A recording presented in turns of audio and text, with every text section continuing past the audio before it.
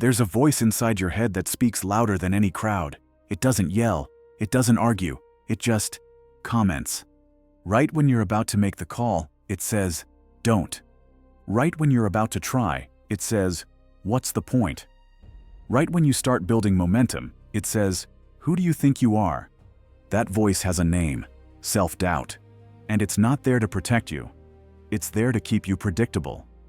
Self-doubt has one job, to turn possibility into hesitation. But here's the twist.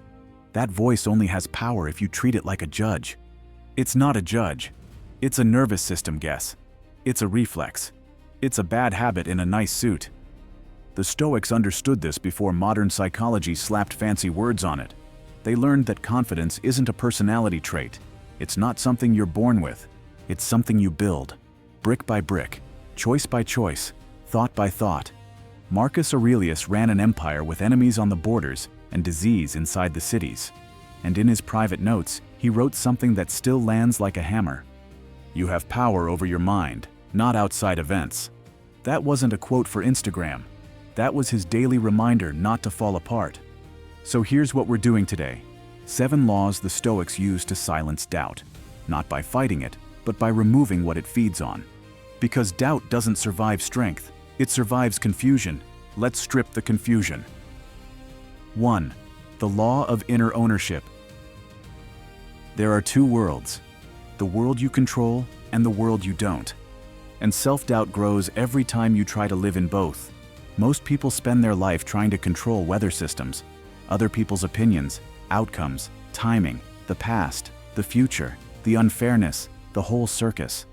Then they wonder why they feel powerless. Epictetus was born into slavery. Not metaphorical slavery, actual slavery. Owned, controlled, no freedom. And he still said something that sounds impossible until you understand it. You can't choose your circumstances, but you can choose your response. That's inner ownership. You don't control what happens, you control what you do next. So when doubt shows up, ask one question. Is this actually mine to control? If yes, act. If no, release it.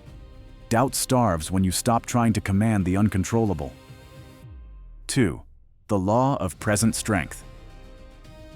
Self-doubt loves time travel. It lives in yesterday's mistakes and tomorrow's fears. It replays the past like it's a court case, then predicts the future like it's fate. But you don't live in the past. You don't live in the future. You live here. The present is where your power is stored. Seneca basically said, happiness is enjoying now without begging the future for permission. You plan, sure. You learn, yes. But you don't live in mental reruns. Here's the move. When doubt spins you out, narrow the lens. Ask, what does this exact moment require of me? Not your whole life. Not a 5-year plan. Not some fantasy version of you. This moment. Usually the answer is simple. Breathe, call the number, write the paragraph, do the rep, take the step. Confidence is built in moments that are small enough to finish. 3. The law of enduring trials. Doubt gets loud when life gets hard. It hears resistance and calls it proof you're not built for this. The Stoics saw it differently. Marcus Aurelius wrote, "The obstacle becomes the way," meaning the thing in your path isn't blocking your progress, it is your progress. Pressure makes diamonds, heat hardens steel, resistance builds muscle, and your character is the same. You don't become solid by reading quotes. You become solid by enduring what you once thought you couldn't. So next time you hit difficulty, don't ask, why me? Ask, what is this training in me? Because the moment you see hardship as training, doubt loses its best weapon. This shouldn't be happening. 4. The law of self-mastery. Here's the brutal truth.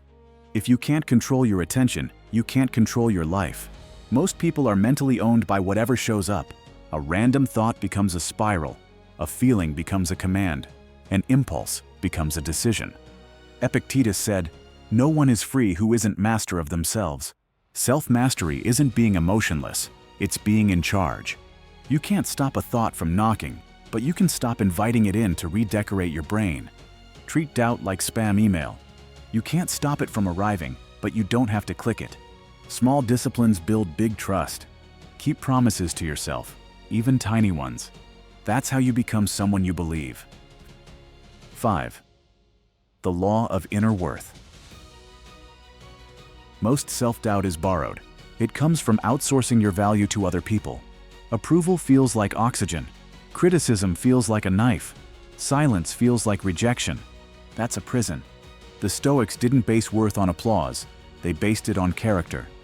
Marcus wrote, "The quality of your life depends on the quality of your thoughts, not your popularity, not your status, not your image." So replace the question that breaks people, "Do they approve of me?"